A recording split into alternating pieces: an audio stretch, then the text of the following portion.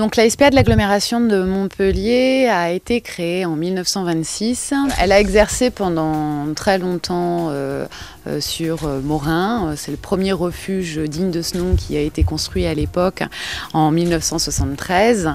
La commune de Latte avait effectivement prêté un terrain pour pouvoir construire ce premier refuge.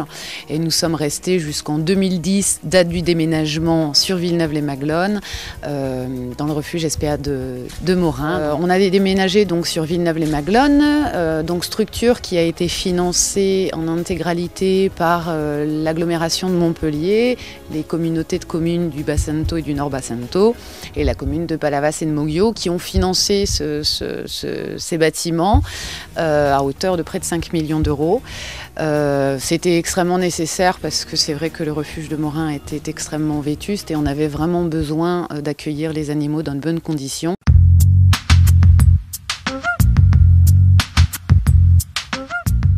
À la SPA de Villeneuve-les-Maglones, nous avons à peu près une centaine de bénévoles chiens. Ceux-ci sont chargés principalement de faire des promenades, d'emmener les chiens se promener 2 fois par semaine, environ à chaque fois un quart d'heure. Donc les bénévoles sortent les chiens des cages, vont dans la garrigue, font un petit tour d'un quart d'heure, s'arrêtent à un petit buisson qu'on appelle le toutou-bar, dans lequel il y a des gâteaux, de l'eau, on apprend aux chiens à s'asseoir, on leur fait des caresses, c'est le petit moment câlin. Et puis après on revient, on les remet dans la cage et puis on prend la cage d'après. Voilà, ça a été le défoulement des chiens pendant un quart d'heure, 2 fois par semaine. Alors le t-shirt orange, c'est fait surtout pour être vu de loin, pour pas que les chiens de différentes cages se croisent de trop près. Donc ça permet de se voir, ça permet aussi que les chasseurs nous repèrent et ça permet d'être vu de loin. Nous avons aussi une douzaine de bénévoles qui sont chargés des adoptions. Donc ces bénévoles chargés des adoptions doivent poser les bonnes questions aux adoptants qui arrivent. Notre devise est de mettre le bon chien au bout de la bonne laisse. C'est-à-dire qu'il faut que le chien soit adapté à l'adoptant. On ne pourra pas, par exemple, donner un chien trop vif à des gens qui sont âgés ou qui sont en appartement.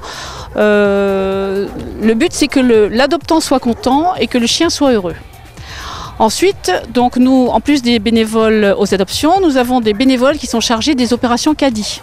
Donc ces bénévoles vont dans les supermarchés le samedi et récoltent des croquettes, des jouets, des petits amusements qui servent après pour nos chiens, pour aller justement, les friandises vont au toutou-bar pour les chiens qui font la promenade.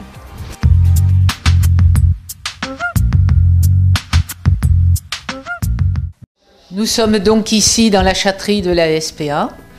Nous avons actuellement une centaine de chats à l'adoption, en sachant qu'à la Comédie des Animaux, nous avons eu le bonheur d'avoir une vingtaine de chats adoptés.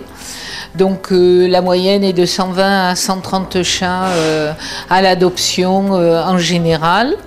Donc l'équipe des bénévoles chats est divisée en 2 parties. Les unes caressent, aident parfois au nettoyage, socialisent les chats. Et une autre équipe qui aide à l'adoption. Donc ceci est extrêmement difficile parce qu'il faut que le chat aille dans des familles qui leur correspondent. On ne peut pas donner un chat très craintif avec une famille avec des enfants et l'approche est souvent très difficile. Alors la chatterie est divisée en 3 parties. La première, c'est l'ARC, où les animaux sont en attente des prestations qu'offre la SPA, vaccins, stérilisation, puces électroniques.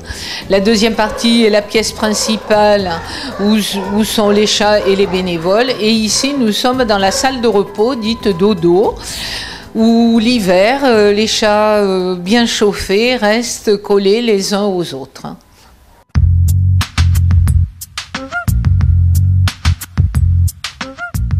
Le fonctionnement du refuge est simple. On a des salariés qui sont présents donc en permanence pour les soins, la nourriture, mais également le nettoyage des box, pour tout ce qui concerne aussi l'administratif dans sa globalité. On est 16 salariés à s'occuper du fonctionnement de ce refuge, de cette SPA au quotidien. Et on est épaulé par des bénévoles qui sont précieux, bénévoles qui s'occupent eux plus du côté affect de l'animal, en baladant les chiens notamment, en caressant les chats et en s'occupant de leur psychologie, on va dire ça comme ça. La mission de la SPA première, c'est de sauver les animaux, de les nourrir, de les soigner et de les replacer, parce que le but c'est pas de les conserver ad vitam aeternam dans des cages.